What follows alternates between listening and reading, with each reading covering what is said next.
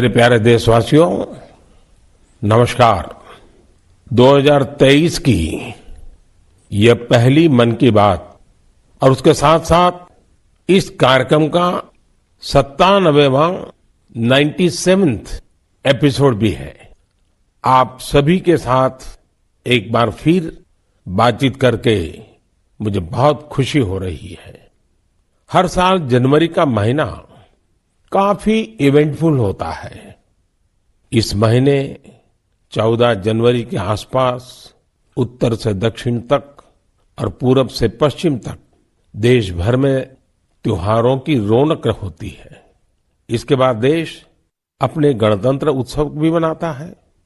इस बार भी गणतंत्र दिवस समारोह में अनेक पहलुओं की काफी प्रशंसा हो रही है। जैसलमेर से पुलकित ने मुझे लिखा है कि 26 जनवरी की परेड के दौरान कर्तव्य पथ का निर्माण करने वाले श्रमिकों को देखकर बहुत अच्छा लगा। कानपुर से जया ने लिखा है कि उन्हें परेड में शामिल झांकियों में भारतीय संस्कृति के विभिन्न पहलुओं को देखकर आनंद आया। इस परेड में पहली बार हिस्सा लेने वाली विमेन कैमल राइडर्स और सीआरपीएफ की महिला टुकड़ी भी काफी सराहना हो रही है। साथियों, देहरादून के वत्सल जी ने मुझे लिखा है कि 25 जनवरी का मैं हमेशा इंतजार करता हूं, क्योंकि उस दिन पद्म पुरस्कारों की घोषणा होती है और एक प्रकार से 25 तारीख की शाम ही मेरी 26 जनवरी के उमंग को और बढ़ा देती है। जमीनी स्तर पर अपने समर्पण और सेवा भाव से उपलब्धि हासिल करने वालों को पीपल्स पद्म को लेकर भी कई लोगों ने अपनी भावनाएं साझा की है। इस बार पद्म पुरस्कार से सम्मानित होने वालों में जनजातीय समुदाय और जनजातीय जीवन से जुड़े लोगों का अच्छा खासा प्रतिनिधित्व रहा है। जनजातीय जीवन शहरों की भागदौड़ से अलग होता है, उसकी चुनौतियां भी अलग होती हैं। इसके बावजूद जनजातीय समाज अपनी परंपराओं को सहेजने के लिए हमेशा तत्पर रहते हैं। जनजातीय समुदाय से जुड़ी चीजों के संरक्षण और उन पर रिसर्च के प्रयास भी होते हैं। ऐसे ही टोटो, हो, कुई, कुवी और मांडा जैसी जनजातीय भाषाओं पर काम करने वाले कई महानुभावों को पद्म पुरस्कार मिले हैं। यह हम सभी के लिए गर्व की बात है।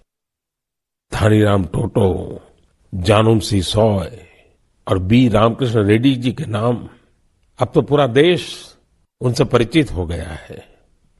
सिद्दी, जारवा और ओंगे जैसे आदि जनजाति के साथ काम करने वाले लोगों को भी इस बार सम्मानित किया गया है। जैसे हीराबाई लोबी, रतन चंद्र कार और ईश्वर चंद्र वर्मा जी। जनजातीय समुदाय हमारी धरती, हमारी विरासत का अभिन्न हिस्सा रहे हैं। देश और समाज के विकास में उनका योगदान बहुत महत्वपूर्ण है। उनके लिए काम करने वाले व्यक्तित्वों का सम्मान नई पीढ़ी को भी प्रेरित करेगा। इस वर्ष पद्म पुरस्कारों की गूंज उन इलाकों में भी सुनाई दे रही है जो नक्सल प्रभावित हुआ करते थे। अपने प्रयासों से नक्सल प्रभावित क्षेत्रों में गुमराह युवकों को सही राह दिखाने वालों को पद्म पुरस्कारों से सम्मानित किया गया है। इसके लिए कांकेर में लकड़ी पर नक्काशी करने वाले अजय कुमार मंडावी और गढ़चिरौली के प्रसिद्ध झाड़ीपट्टी रंगभूमि से जुड़े परशुराम कोमाजी खुणे को भी ये सम्मान मिला है। इसी प्रकार नॉर्थ ईस्ट में अपनी संस्कृति के संरक्षण में जुटे राम कुई बांगवे न्यूमे, विक्रम बहादुर जमातिया और कर्मा वांगचू को भी सम्मानित किया गया है। साथियों, इस बार पद्म पुरस्कार से सम्मानित होने वालों में कई ऐसे लोग शामिल हैं जिन्होंने संगीत की दुनिया को समृद्ध किया है। कौन होगा जिसको संगीत पसंद ना हो? हर किसी की संगीत की पसंद अलग अलग हो सकती है, लेकिन संगीत हर किसी के जीवन का हिस्सा होता है। इस बार पद्म पुरस्कार पाने वालों में वो लोग हैं जो संतूर, बम्हुम, द्वितारा जैसे हमारे पारंपरिक वाद्य यंत्र की धुन बिखेरने में महारत रखते हैं। गुलाम मोहम्मद जाज, मोआ सुपाऊ, सिंहबोर कुरकालाऊ, मुनि वेंकटप्पा और मंगल कांति राय, ऐसे कितने ही नाम हैं जिनकी चारों तरफ चर्चा हो रही है। साथियों, पद्म पुरस्कार पाने वाले अनेक लोग हमारे बीच के वो साथी हैं जिन्होंने हमेशा देश को सर्वोपरि रखा, राष्ट्र प्रथम के सिद्धांत के लिए अपना जीवन समर्पित कर दिया। वो सेवा भाव से अपने काम में लगे रहे और इसके लिए उन्हें कभी किसी पुरस्कार की आशा नहीं की। वो जिनके लिए काम कर रहे हैं, उनके चेहरे का संतोष ही उनके लिए सबसे बड़ा अवार्ड है। ऐसे समर्पित लोगों को सम्मानित करके हम देशवासियों का गौरव बढ़ा है। मैं सभी पद्म पुरस्कार विजेताओं के नाम भले ही यहां नहीं ले पाऊं, लेकिन आपसे मेरा आग्रह जरूर है कि आप पद्म पुरस्कार पाने वाले इन महानुभावों के प्रेरक जीवन के विषय में विस्तार से जानें और औरों को भी बताएं। साथियों, आज जब हम आजादी के अमृत महोत्सव के दौरान गणतंत्र दिवस की चर्चा कर रहे हैं, तो मैं यहाँ एक दिलचस्प किताब का भी जिक्र करूंगा। कुछ हफ्ते पहले ही मुझे मिली इस बुक में एक बहुत ही इंटरेस्टिंग सब्जेक्ट पर चर्चा की गई है।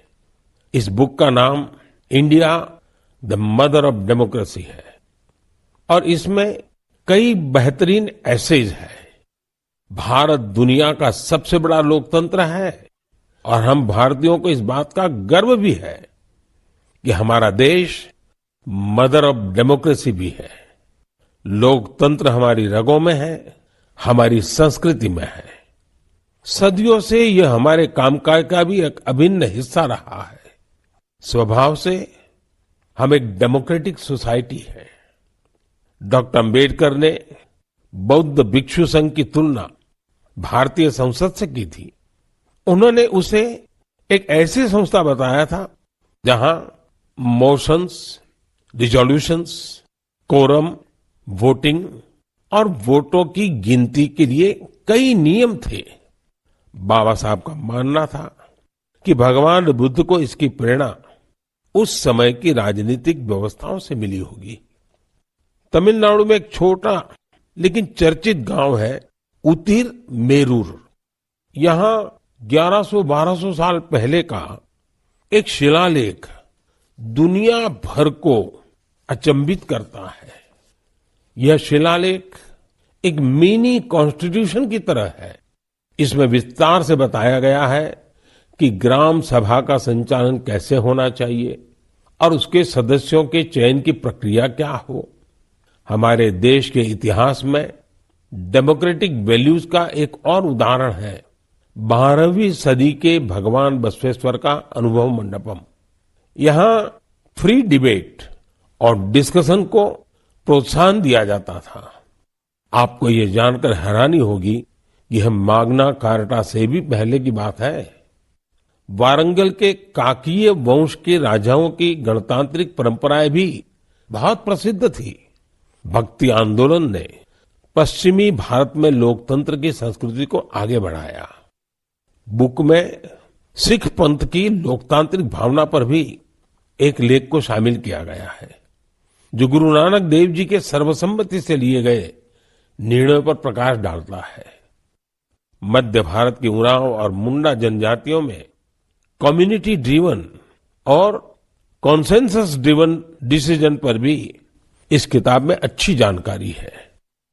आप इस किताब को पढ़ने के बाद महसूस करेंगे कि कैसे देश के हर हिस्से में सदियों से लोकतंत्र की भावना प्रवाहित होती रही है। मदर ऑफ डेमोक्रेसी के रूप में हमें निरंतर इस विषय का गहन चिंतन भी करना चाहिए, चर्चा भी करना चाहिए और दुनिया को अवगत भी कराना चाहिए। इससे देश में लोकतंत्र की भावना और प्रगाढ़ होगी। मेरे प्यारे देशवासियों, अगर मैं आपसे पूछूं कि योग दिवस और हमारे विभिन्न तरह के मोटे अनाजों मिलेट्स में क्या कॉमन है, तो आप सोचेंगे ये भी क्या तुलना हुई। अगर मैं आपसे कहूं कि दोनों में काफी कुछ कॉमन है तो आप हैरान हो जाएंगे। दरअसल संयुक्त राष्ट्र ने इंटरनेशनल योगा डे और इंटरनेशनल ईयर ऑफ मिलेट्स दोनों का ही निर्णय भारत के प्रस्ताव के बाद लिया है। दूसरी बात ये कि योग भी स्वास्थ्य से जुड़ा है और मिलेट्स भी सेहत में महत्वपूर्ण भूमिका निभाता है। तीसरी बात और महत्वपूर्ण है, दोनों ही अभियानों में जन भागीदारी की वजह से क्रांति आ रही है। जिस तरह लोगों ने व्यापक स्तर पर सक्रिय भागीदारी करके योग और फिटनेस को अपने जीवन का हिस्सा बनाया है, उसी तरह मिलेट्स को भी लोग बड़े पैमाने पर अपना रहे हैं। लोग अब मिलेट्स को अपने खानपान का हिस्सा बना रहे हैं। इस बदलाव का बहुत बड़ा प्रभाव भी दिख रहा है। इससे एक तरफ वो छोटे किसान बहुत उत्साहित हैं जो पारंपरिक रूप से मिलेट्स का उत्पादन करते थे। वो इस बात से बहुत खुश है कि दुनिया अब मिलेट्स का महत्व समझने लगी है। दूसरी तरफ एफपीओ और एंटरप्रेन्योर्स ने मिलेट्स को बाजार तक पहुंचाने और उसे लोगों तक उपलब्ध कराने के प्रयास शुरू कर दिए हैं।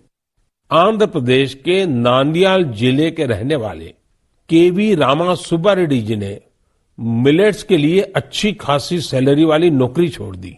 मां के हाथों से बने मिलेट्स के पकवानों का स्वाद कुछ ऐसा रचा बसा था कि इन्होंने अपने गांव में बाजरे की प्रोसेसिंग यूनिट ही शुरू कर दी। सुब्बा रेड्डी जी लोगों को बाजरे के फायदे भी बताते हैं और उसे आसानी से उपलब्ध भी कराते हैं। महाराष्ट्र में अलीबाग के पास केनाड गांव की रहने वाली शर्मिला ओसवाल जी पिछले 20 साल से मिलेट्स की पैदावार में यूनिक तरीके से योगदान दे रही है। वो किसानों को स्मार्ट एग्रीकल्चर की ट्रेनिंग दे रही है। उनके प्रयासों से न सिर्फ मिलेट्स की उपज बढ़ी है, बल्कि किसानों की आय में भी वृद्धि हुई है। अगर आपको छत्तीसगढ़ के रायगढ़ जाने का मौका मिले तो यहाँ के मिलेट्स कैफे जरूर जाइएगा। कुछ ही महीने पहले शुरू हुए इस मिलेट्स कैफे में चीला, डोसा, मोमोज, पिज्जा और मंचूरियन जैसे आइटम खूब पॉपुलर हो रहे हैं। मैं आपसे एक और बात पूछूं, आपने एंटरप्रेन्योर शब्द सुना होगा, लेकिन क्या आपने मिलेटप्रेन्योर सुना है क्या? ओडिशा की मिलेटप्रेन्योर्स आजकल खूब सुर्खियों में है। आदिवासी जिले सुंदरगढ़ की करीब 1,500 महिलाओं का self help group Odisha millets mission से जुड़ा हुआ है। यहाँ महिलाएं मिलेट से कुकीज, रसगुल्ला, गुलाब जामुन और केक तक बना रही है। बाजार में इनकी खूब डिमांड होने से महिलाओं की आमदनी भी बढ़ रही है। कर्नाटका के कलबुर्गी में Aland Bhutai millets farmers producer company ने पिछले साल Indian institute of millets research की देखरेख में काम शुरू किया। यहाँ के खाकरा, बिस्कुट और लड्डू लोगों को भा रहे हैं। कर्नाटका के ही बीदर जिले में हुलसूर मिलेट प्रोड्यूसर कंपनी से जुड़ी महिलाएं मिलेट्स की खेती के साथ ही उसका आटा भी तैयार कर रही है। इससे इसकी कमाई भी काफी बढ़ रही है। प्राकृतिक खेती से जुड़े छत्तीसगढ़ के संदीप शर्मा जी के एफपीओ से आज 12 राज्यों के किसान जुड़े हैं। बिलासपुर का यह एफपीओ 8 प्रकार के मिलेट्स का आटा और उसके व्यंजन बना रहा है।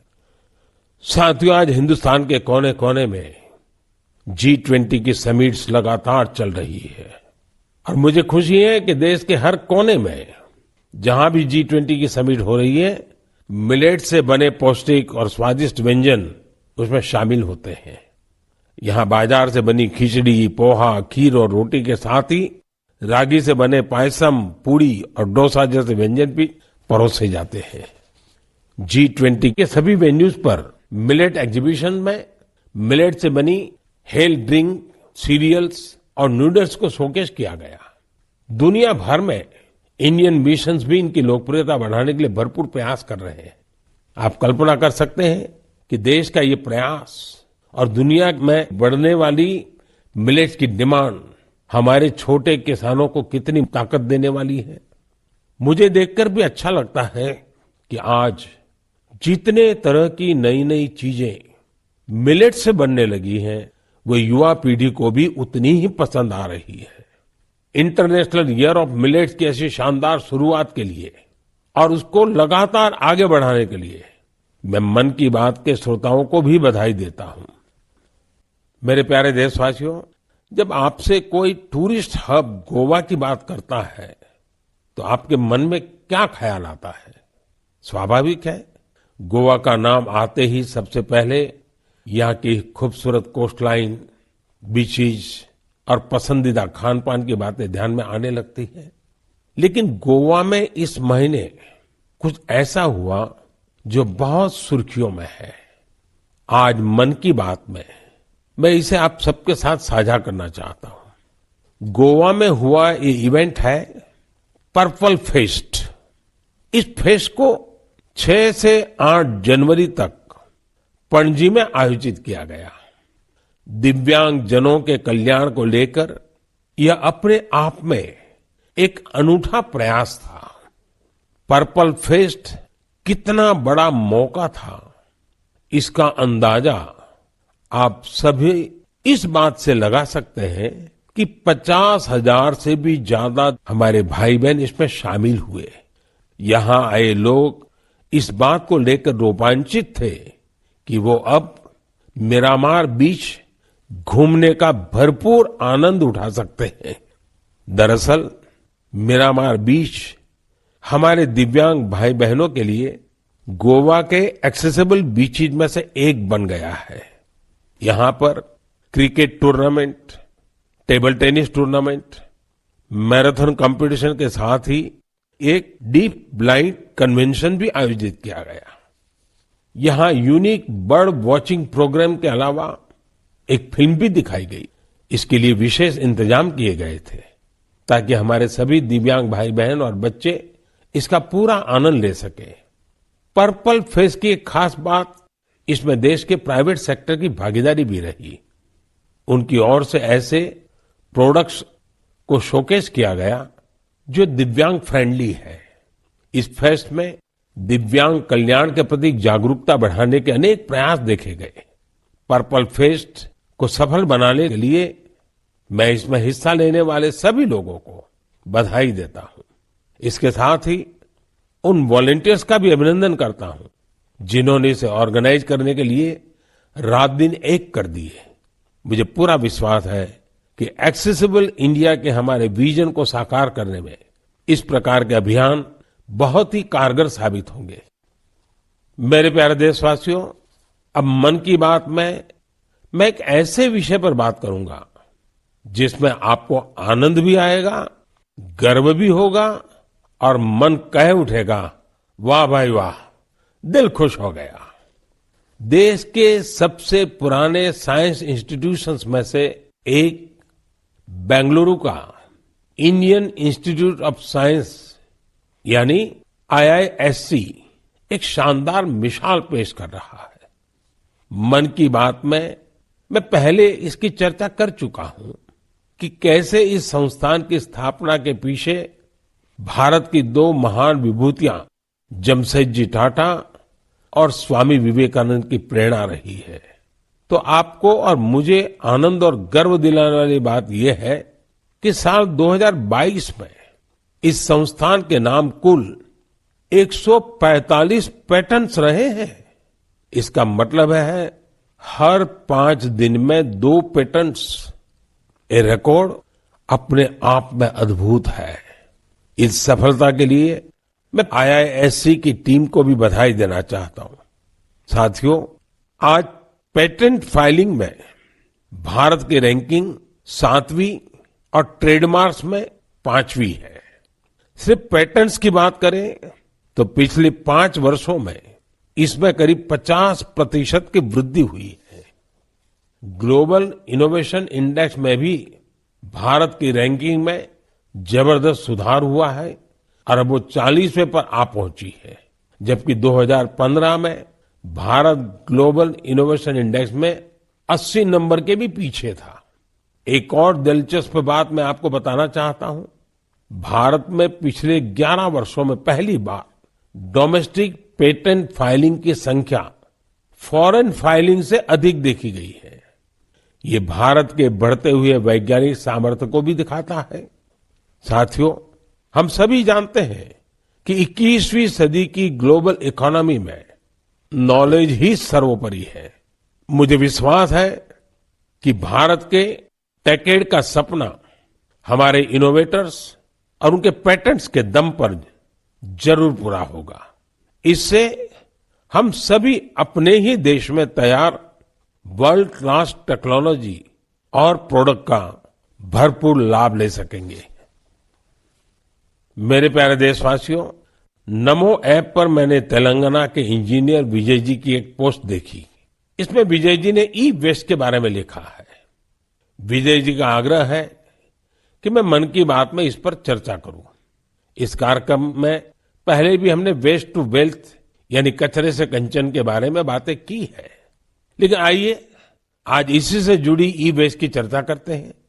साथियों, आज हर घर में मोबाइल फोन, लैपटॉप, टैबलेट जैसी डिवाइसेस आम हो चली है। देश भर में इनकी संख्या बिलियंस में होगी। आज के लेटेस्ट डिवाइस भविष्य के ई वेस्ट भी होते हैं। जब भी कोई नई डिवाइस खरीदता है या फिर अपनी पुरानी डिवाइस को बदलता है तो यह ध्यान रखना जरूरी हो जाता है कि उसे सही तरीके से डिस्कार्ड किया जाता है या नहीं। अगर ई वेस्ट को ठीक से डिस्पोज नहीं किया गया तो यह हमारे पर्यावरण को भी नुकसान पहुंचा सकता है। लेकिन अगर सावधानी पूर्वक ऐसा किया जाता है तो ये रिसाइकल और रीयूज की सर्कुलर इकोनॉमी की बहुत बड़ी ताकत बन सकता है। संयुक्त राष्ट्र की एक रिपोर्ट में बताया गया था कि हर साल 50 मिलियन टन ई वेस्ट फेंका जा रहा है। आप अंदाजा लगा सकते हैं कि कितना होता है। मानव इतिहास में जितने कमर्शियल प्लेन बने हैं उन सभी का वजन मिला दिया जाए तो भी जितना ई वेस्ट निकल रहा है उसके बराबर नहीं होगा। ये ऐसा है जैसे हर सेकंड 800 लैपटॉप फेंक दिए जा रहे हो। आप जानकर चौंक जाएंगे कि अलग अलग प्रोसेस के जरिए इस ई वेस्ट से करीब 17 प्रकार के प्रेशियस मेटल्स निकाले जा सकते हैं। इसमें गोल्ड, सिल्वर, कॉपर और निकल शामिल है। इसलिए ई वेस्ट का सदुपयोग करना कचरे को कंचन बनाने से कम नहीं है। आज ऐसे स्टार्टअप्स की कमी नहीं जो इस दिशा में इनोवेट काम कर रहे हैं। आज करीब 500 ई वेस्ट रिसाइकलर्स इस क्षेत्र से जुड़े हैं और बहुत सारे नए उद्यमियों को भी इससे जोड़ा जा रहा है। इस सेक्टर ने हजारों लोगों को सीधे तौर पर रोजगार भी दिया है। बेंगलुरु की ई परिसरा ऐसे ही एक प्रयास में जुटी है। इसने प्रिंटेड सर्किट बोर्ड्स की कीमती धातुओं को अलग करके ही स्वदेशी टेक्नोलॉजी विकसित की है। इसी तरह मुंबई में काम कर रही इकोरिको ने मोबाइल ऐप से ई वेस्ट को कलेक्ट करने का सिस्टम तैयार किया है। उत्तराखंड के रुड़की की एटेरो रिसाइकलिंग ने तो इस क्षेत्र में दुनिया भर में कई पेटेंट्स हासिल किए हैं। इसने भी खुद की ई वेस्ट रिसाइकल टेक्नोलॉजी तैयार कर काफी नाम कमाया है। भोपाल में मोबाइल ऐप और वेबसाइट कबाड़ीवाला के जरिए टनों ई वेस्ट एकत्र किया जा रहा है। इस तरह के कई उदाहरण हैं। ये सभी भारत को ग्लोबल रिसाइकलिंग हब बनाने में मदद कर रहे हैं। लेकिन ऐसे इनिशिएटिव की सफलता के लिए एक जरूरी शर्त भी है। वो ये है कि ई वेस्ट के निपटारे से सुरक्षित उपयोगी तरीकों के बारे में लोगों को जागरूक करते रहना होगा। ई वेस्ट के क्षेत्र में काम करने वाले बताते हैं कि अभी हर साल सिर्फ 15-17% ई वेस्ट को ही रिसाइकल किया जा रहा है। मेरे प्यारे देशवासियों, आज पूरी दुनिया में क्लाइमेट चेंज और बायोडायवर्सिटी के संरक्षण की बहुत चर्चा होती है। इस दिशा में भारत के ठोस प्रयासों के बारे में हम लगातार बात करते रहे हैं। भारत ने अपने वेटलैंड्स के लिए जो काम किया है, वो जानकर आपको भी बहुत अच्छा लगेगा। कुछ श्रोता सोच रहे होंगे कि वेटलैंड्स क्या होता है। वेटलैंड साइट्स यानी वो स्थान जहां दलदली मिट्टी जैसी जमीन पर साल भर पानी जमा रहता है। कुछ दिन बाद 2 फरवरी को ही वर्ल्ड वेटलैंड्स डे है। हमारी धरती के अस्तित्व के लिए वेटलैंड्स बहुत जरूरी है, क्योंकि इन पर कई सारे पक्षी, जीव, जंतु निर्भर करते हैं। ये बायोडायवर्सिटी को समृद्ध करने के साथ फ्लड कंट्रोल और ग्राउंड वाटर रिचार्ज को भी सुनिश्चित करते हैं। आप में से बहुत लोग जानते होंगे, रामसर साइट्स ऐसे वेटलैंड्स होते हैं जो इंटरनेशनल इंपॉर्टेंस के हैं। वेटलैंड्स भले ही किसी देश में हो, लेकिन उन्हें अनेक मापदंडों को पूरा करना होता है, तब जाकर उन्हें रामसर साइट्स घोषित किया जाता है। रामसर साइट्स में 20,000 या उससे अधिक वाटर बर्ड्स होने चाहिए।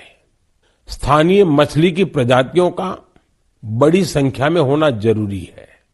आजादी के 75 साल पर अमृत महोत्सव के दौरान रामसर साइट से जुड़ी एक अच्छी जानकारी भी मैं आपके साथ शेयर करना चाहता हूं। हमारे देश में अब रामसर साइट्स की कुल संख्या 75 हो गई है, जबकि 2014 के पहले देश में सिर्फ 26 रामसर साइट्स थी। इसके लिए स्थानीय समुदाय बधाई के पात्र हैं, जिन्होंने इस बायोडायवर्सिटी को संजो कर रखा है। यह प्रकृति के साथ सद्भाव पूर्वक रहने की हमारी सदियों पुरानी संस्कृति और परंपरा का भी सम्मान है। भारत के ये वेटलैंड्स हमारी प्राकृतिक सामर्थ्य का भी उदाहरण है। ओडिशा की चिल्का झील को 40 से अधिक वाटर बर्ड स्पीशीज को आश्रय देने के लिए जाना जाता है। कैबुल लमजाम लोकटाक को स्वैम्प डियर का एकमात्र नेचुरल हैबिटेट माना जाता है। तमिलनाडु के वेर्थांगल को 2022 में रामसर साइट घोषित किया गया। यहाँ की बर्ड पॉपुलेशन को संरक्षित करने का पूरा श्रेय आसपास के किसानों को जाता है। कश्मीर में पंजाथ नाग समुदाय एनुअल फ्रूट ब्लॉसम फेस्टिवल के दौरान एक दिन को विशेष तौर पर गांव के झरने की साफ सफाई में लगाता है। वर्ल्ड्स रामसर साइट में अधिकतर यूनिक कल्चरल हेरिटेज भी है। मणिपुर का लोकटाक और पवित्र झील रेणुका से वहां की संस्कृतियों का गहरा जुड़ाव रहा है।